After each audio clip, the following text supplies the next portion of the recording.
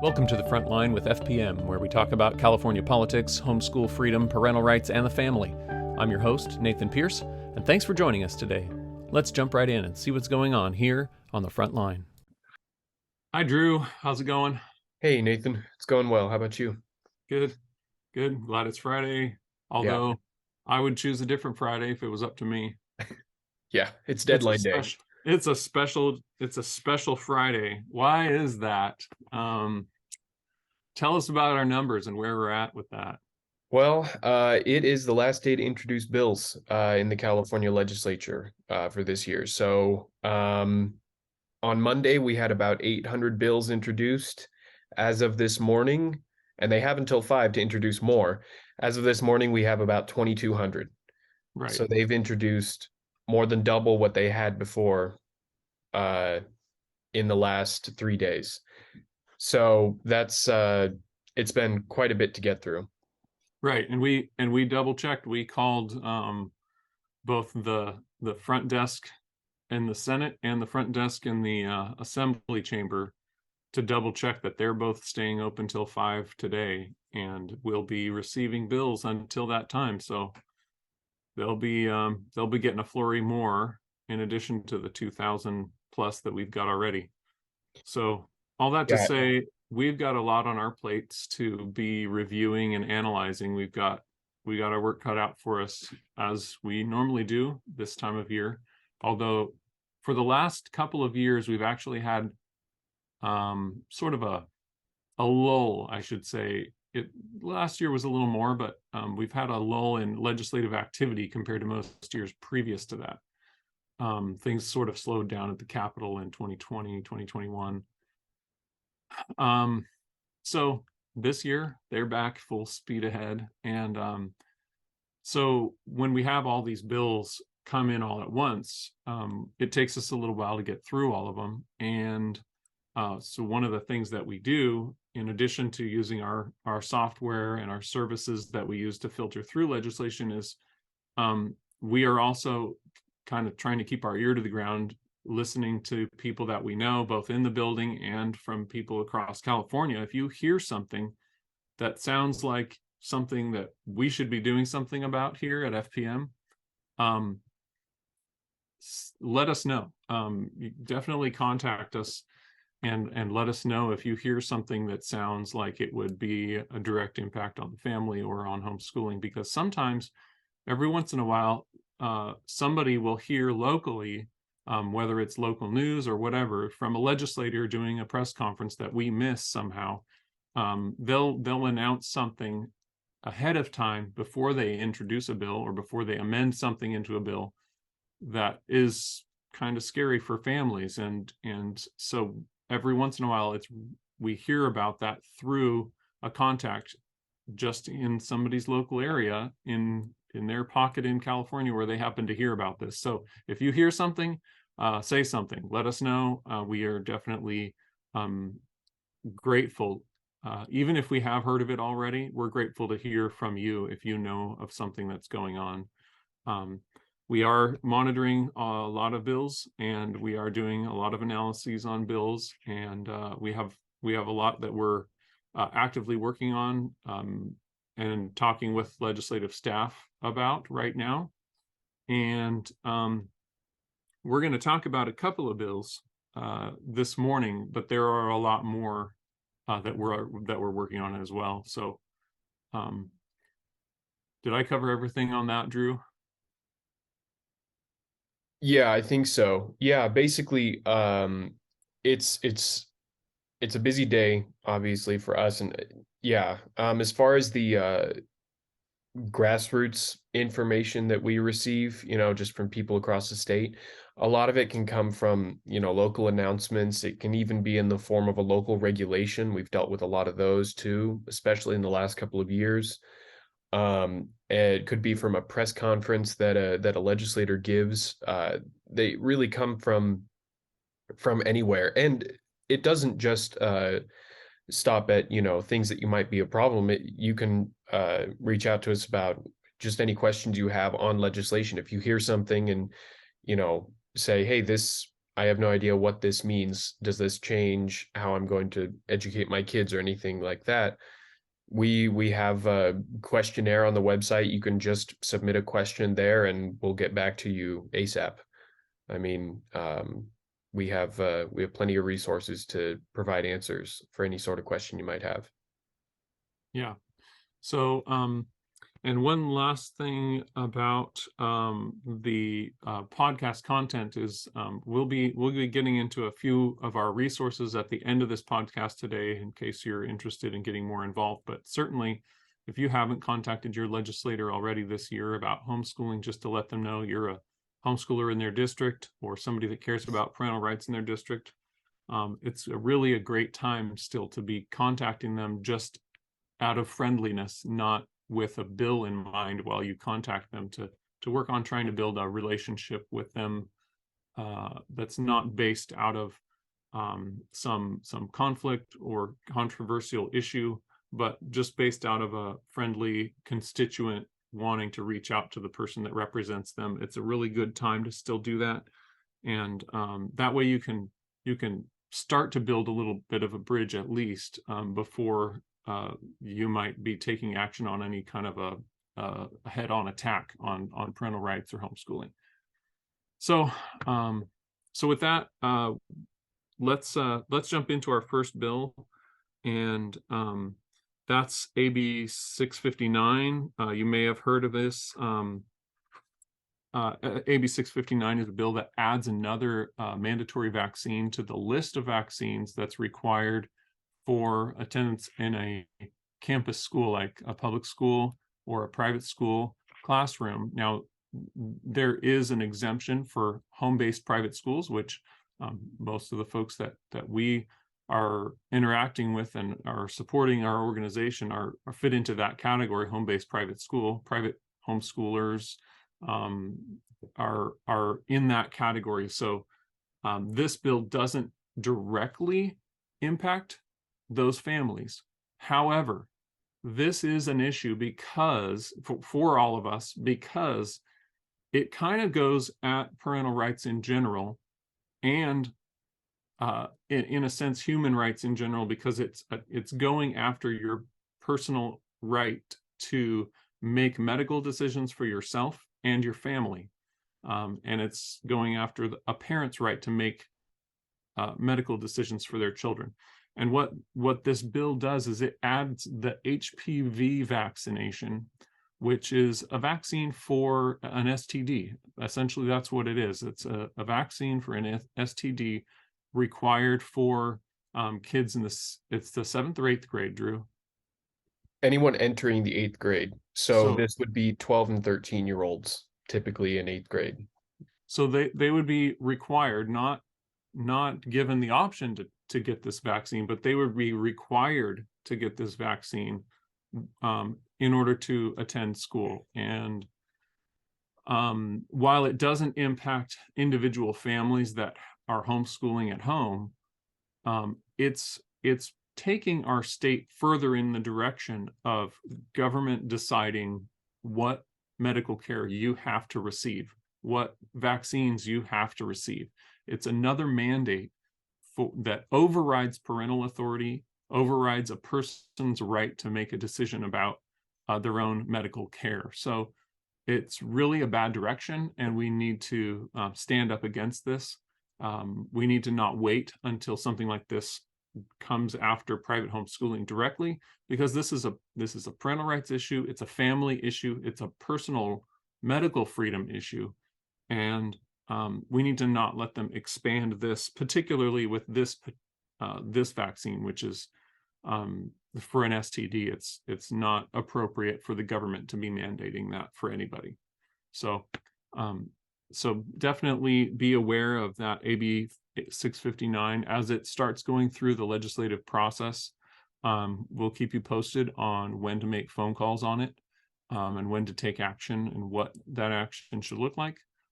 But certainly, if you haven't reached out again to your own legislator to build a relationship at the district level, please do that now before you get called on to make one of those calls that you're you're asking them to vote no on something. So again, it's a good time to build relationships out of friendliness. So I think that's, do you have any other thoughts on 659, or you want to jump right into the next one?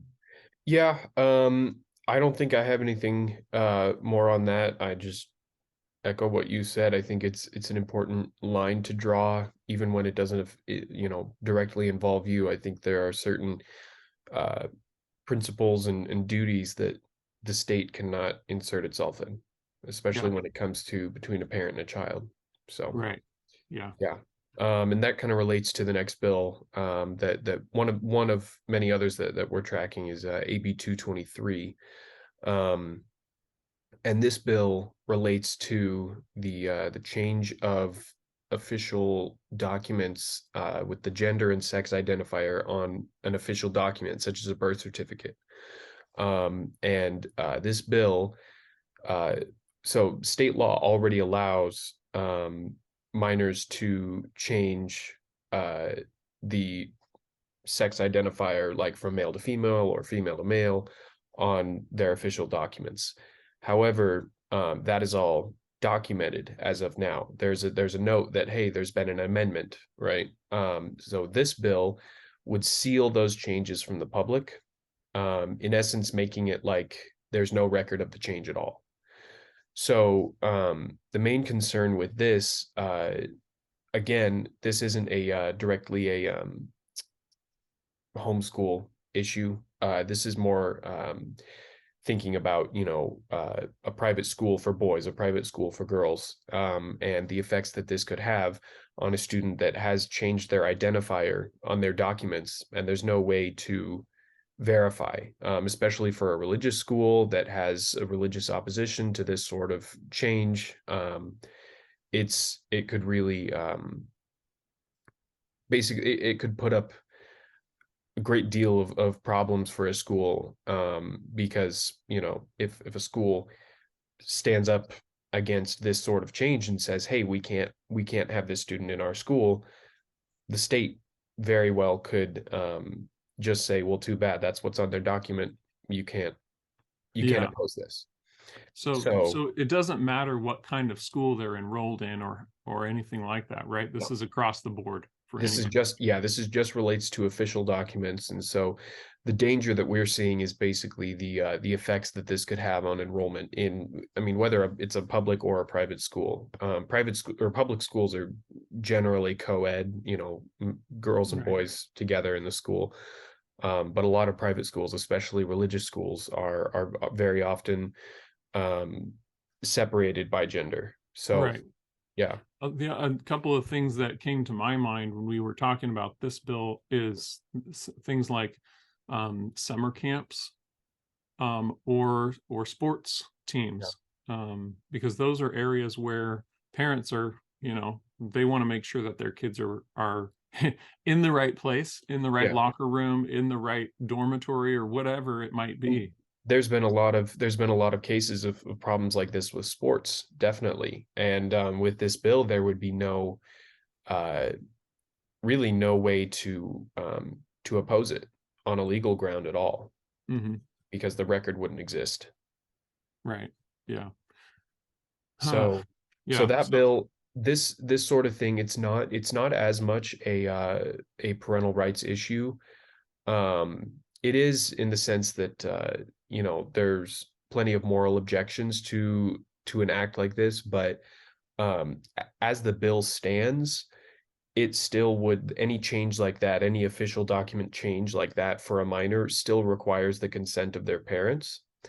So another concern of this bill, that it it's not a concern of the bill as it stands right now, but if it were amended to allow a minor to change that without any parental consent, that would become a huge parental rights issue. That would completely change and really heighten the danger of it. But as of yeah. now, it still requires parental knowledge and consent for changes like that.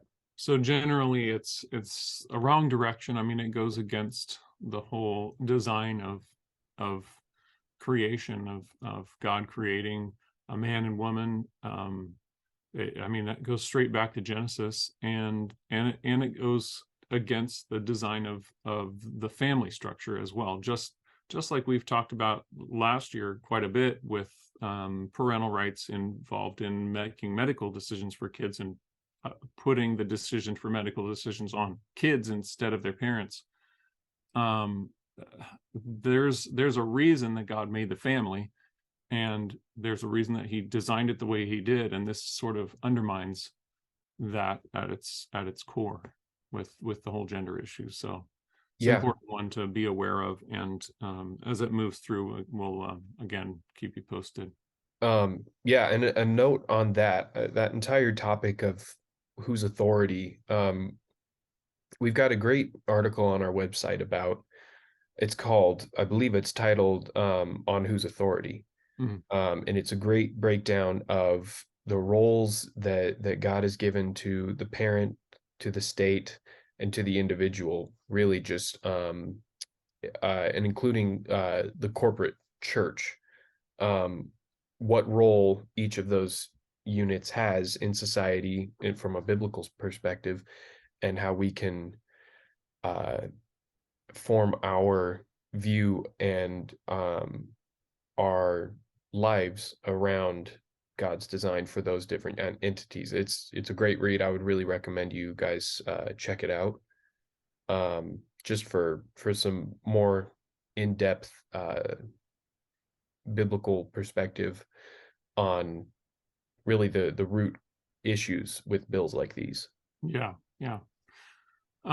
Before you list out and explain some of our resources on advocacy, um, I wanted to just read a scripture from 1 Timothy 2, verses 1 through 4. It says, "First of all, then, I urge that supplications, prayers, intercessions, and thanksgivings be made for all people, for kings, and for all who are in high positions, that we may lead a peaceful and quiet life, godly and dignified in every way. This is good, and it is pleasing in the sight of God our Savior, who desires that all people to be saved and to come to the knowledge of the truth." So this is just a good reminder to us that there's a big picture, God's plan, and God's gospel, that um, we should be praying for all people to be coming to a knowledge of that truth of God's gospel, and that includes, as these verses say, kings and leaders. And so, as we talk about our legislators, we need to be remembering to pray for them individually and pray for them as a group as they make decisions for our state. It's important that we do that. We should care and love them enough to do that, but also it's a command from God. So we don't really have an excuse to not do so. So let's Yeah. remember to pray for our leaders, and ask that God would show them the truth, and that they would make wise decisions based on God's truth. Hmm. Um, Also, just before I forget, our next podcast is going to have a special guest, Dr. Brian Ray. So you'll not want to miss that. We're going to be talking about some this topics about studies, research on homeschooling, and a few other things. So looking forward to that next week. Now, Drew, you want to talk about some resources and how people can get involved in advocacy? Definitely. Yeah. So last week, our episode of the Frontline had was an interview with a homeschool mom, Jennifer. Jennifer's been involved in homeschool advocacy for years at this point. She's been attending Capital Day for a number of years. And since our Capital Day this year in January, she's visited, I believe, 6 different district offices, her and her family. And she has been just a powerhouse of making these connections with legislators and with staffers on local levels, even going outside of her district. It's been really encouraging to see. So I would really recommend that everybody check out that the video podcast, uh, with the interview between her and Nathan. There's also the audio version. everywhere on Audible, Spotify, Apple Podcasts, Amazon, um, and all the episodes of the Frontline, including that interview episode, are up on our YouTube channel as well. But the main benefit of just seeing those interactions, that interview with Jennifer, I would say, is the fact that it doesn't stop with her. You know, we have our Advocacy from Home program that we really encourage everybody to get involved in. We have video training on our YouTube channel, on our website, that has just over a dozen videos, basically explaining this is how you meet with your legislator. It's very similar to the training that we go over at Capitol Day, just preparing you and your family to make those connections, like Nathan said, before any controversial issues come up, just to have that baseline friendship. And that's one thing that Jennifer pointed out, that relationship with these legislators, with these staffers, feels more like a friendship when you've introduced yourself, when you're coming back for a second visit, right? It completely changes the context of any issue that you may have with a bill that you need to discuss with them. So our Advocacy from Home program, it's for homeschoolers, it's for families, and it's all available on the website to apply, to get the training done. If you've already been to Capitol Day, you are trained. And we can't do it alone. I mean, we have people supporting us all over the state, and we're incredibly thankful for that. But I think the most important part of any legislative battle we face is having that relationship established before the battle. That completely changes how you interact with the legislators, and it can make or break a bad bill. So please apply if you or your family are interested in it. Tell people in your homeschool group, and it really will have a tangible impact on California politics and the Right. freedoms that we have. Yeah. Yeah, it really does make a difference. And like Drew said, we can't do it alone. I mean, even I think we mentioned a couple of weeks ago, even if Drew and I split up and visited every district office in the state, it wouldn't have the same impact as people from those districts visiting those offices, because if you live in a city, you're a constituent of the representative that comes from that city. So they care about the people that live in their district, and they want to hear from them, and that's you. So definitely build those relationships wherever you can, and you've got to start somewhere. So as Reagan would say, you just got to do it. Yeah. So Yeah. One thing I do want to point out, so there's no confusion. The entire program is free.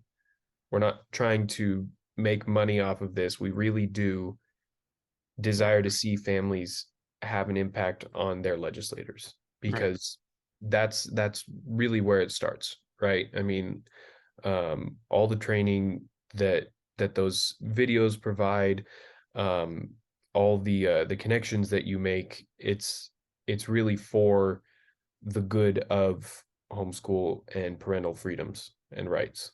right. Yeah, You know, we try to make it as easy as possible. It's very straightforward and clear instructions. We mail you a packet to get you started. It includes a packet to give to your legislator. It includes a book and a guide to doing a district office visit. So it's something that we can't make it any easier for you. So please connect with us and join the team. yeah. I mean, and Jennifer ran out of packets. She delivered so many, so we're Yeah, sending her yeah, more. yeah, So it's a yeah. great thing to see, and we hope other people join in. That's right. Yeah, Yeah, absolutely. yeah. All All right. right. I got to say, before we close here, I'm really looking forward to next week's episode with Brian Ray. Yeah, He's been a great resource for research and statistics, and yeah, he's a really great guy. yeah. He's definitely the world expert on homeschool research, and his work at National Home Education Research Institute has been critical to helping people understand homeschooling. And it's really great that we're able to have him. And in addition to that, I will be speaking at a couple of events down in Southern California next month with Dr. Brian Ray. And so we're looking forward to that. In coming up pretty soon. So if you're interested in that, check out our events page on the website, and you can learn more about that. All right. Well, thanks so much, Drew. Yeah, thank you, Nathan. Glad we I'll were able talk to to you cover all soon. that today. Yeah. Yeah. And Yeah. happy Friday. Yeah. Got to get back to the rest of the bills. That's right. All right. Take care. All right. You too. Bye. Bye. Thanks for joining us for this episode of The Frontline with FPM. For more information about the topics we discuss here, check out Family Protection Ministries at fpmca.org.